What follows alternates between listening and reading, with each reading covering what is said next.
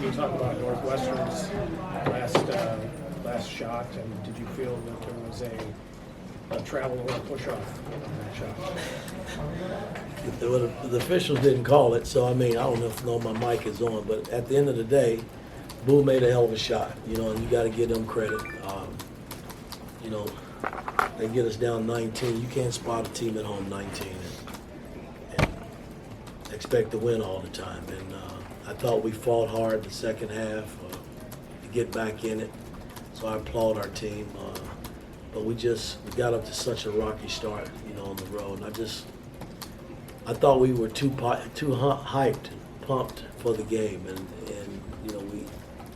I just didn't see the comfort starting this ball game, and that show couldn't make shots, and we were throwing the ball all over the gym. So that's what led to the 19-point lead. Yeah.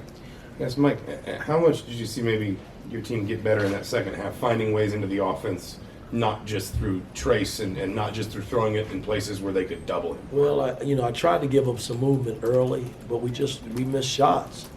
And, listen, the double team is inviting. It really is. You just got to, Trey struggled to make the passes out of there, early on. And then second half he was dropping passes off where they needed to be dropped. And again, we've seen traps all year, and that's not going to change. We just got to make the right reads out of it. Jeff? Yeah, Coach, only 20 points in the first half, no made threes. What did you feel the biggest issues were for you guys offensively? Well, Miller had a couple of good open looks. We missed shots. And you can't, the first 10 possessions, I bet we had 5-6 turnovers. You can't run offense that way. It's impossible. You're just giving it back to the other team, and they were scoring. We weren't getting stops. That was the difference. Coach Race was with 13 tonight. What was he doing differently that he wasn't doing in the past games where he might have been struggling? Guys, he's been hurt. I thought he played great tonight. Considering he's been out, he hadn't really been playing. He hadn't been practicing. So today was the first time, it was a game time decision that the young man told me that he felt good enough to play, and I thought he gave us some positive minutes. You said they were too hyped before the game. Do you think I they were thought tight, so. or not in a tight way? I just think that they're overly hyped. They felt really good about coming into this game, man. And sometimes that can be against you. You're doing things that you shouldn't be doing, and that's what happened. Like I said, I bet we had 5-6 turnovers the first 10 possessions. And we couldn't make a shot. And we couldn't get any defensive stops. So it was an ugly first half. Coach, what were your conversations like with Miller Kopp throughout the game? He was kind of the target of a lot of scrutiny. Well, man, listen.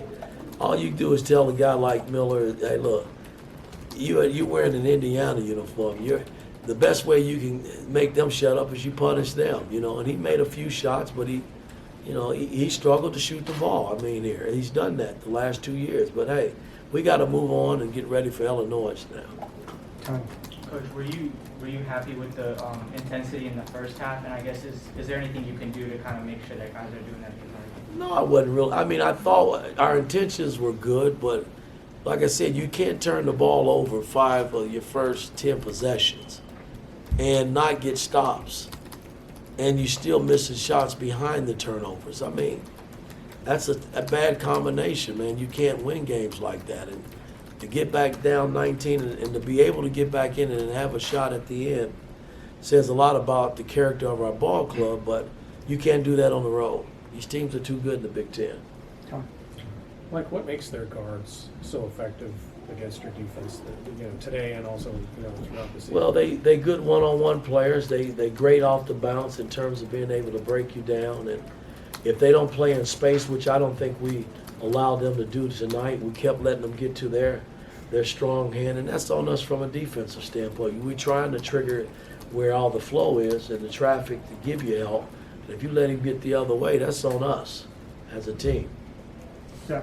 I guess just procedurally, what as you got an explanation from the officials, what was the sequence on the two technicals in the first half? I'm not even gonna comment on it.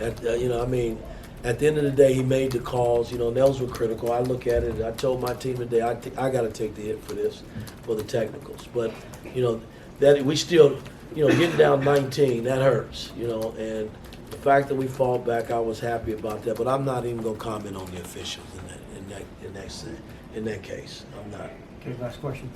Adi, 3 points on 1 for 9 shooting in the second half. What did you see from you guys and how they kind of isolated him and tried to shut him down? Well, again, I mean, he had it going early, and I was over there fussing and fighting. Like somebody's got to guard this young man. I thought we did a really good job the second half on him, but Boo was the guy. I mean, in terms of being able to, make the big plays down the stretch for them. I mean, he was the guy. All right, thank you, Coach.